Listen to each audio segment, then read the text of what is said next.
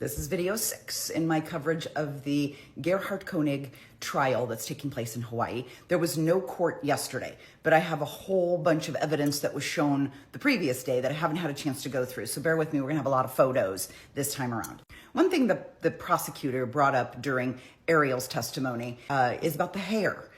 She's wearing her hair very different now than she has previously. Now, the defense did not love this, and they kept objecting, and they kept trying to find like foundation, like they didn't understand why we were talking about her hair. Well, we're talking about her hair for a very important reason. If you notice in some of these photos, she had a tendency to always wear her hair back off of her forehead, right? Like her forehead would always show. And then she shows up in court, and she's got this short little cut with some bangs that are coming across, and they asked her, is this kind of how your hair grows naturally? And she says, no, I'm styling it this way on purpose. And then she pulls the hair up, and there is scarring along her head here.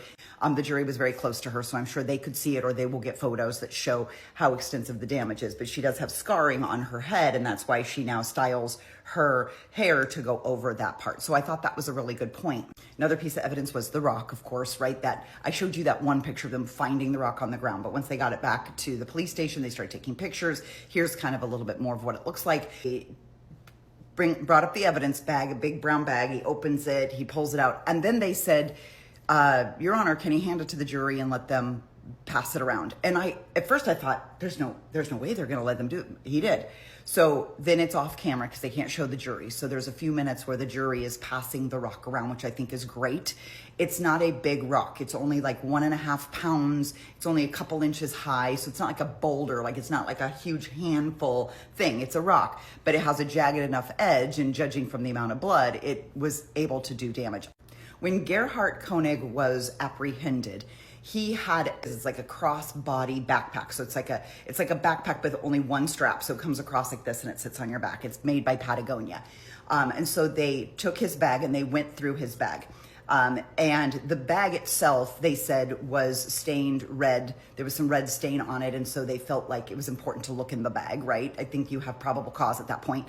So they start going through the bag. One of the things that they find, and as they're going through, the detectives walking through all the photos, they photographed everything. They really did chronicle every step that they were taking. So they were very smart about it, but they took every single step. Here's the bag, here's the zipper when it's open, here's what's inside looking in, here's the items as we take them out.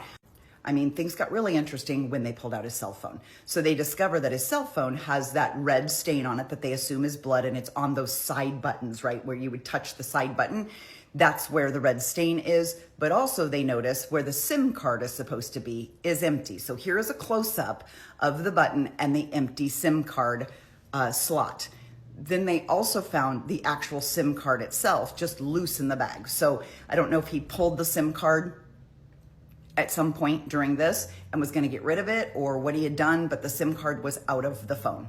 Now, the phone being turned off and the SIM card being pulled would probably guarantee that no one could find you while you were roaming around in a mountainous area for 5 to 6 hours. That's about how long it took them. They searched and searched and searched and couldn't find him until he came out right around between 5 and 6 p.m. So the other big piece of evidence is this medical bag. Now, Ariel, after she was released from the hospital in Oahu, she goes back to Maui, and this is in their home, and she opens it up to take a look at it, and she sees a lot of stuff in it. And by the way, on probably any other day, he's a doctor, he's an anesthesiologist. Probably some of this stuff she wouldn't have thought twice about it. But now that there's been an attack, and during this attack, she says he had a syringe and a vial and was trying to inject her with something.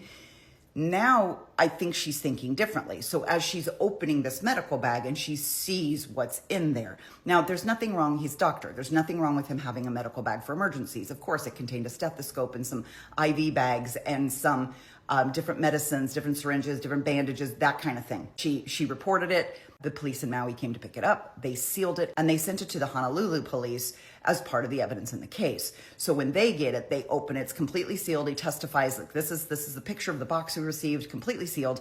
He opens it. They open up the medical bag and they start to go through it. Now, like I said, it's the basic stuff, right? It's basic medical stuff. And by the way, this detective said, I'm not a doctor. I don't know what half this stuff is. I'm just taking it out and I'm photographing it.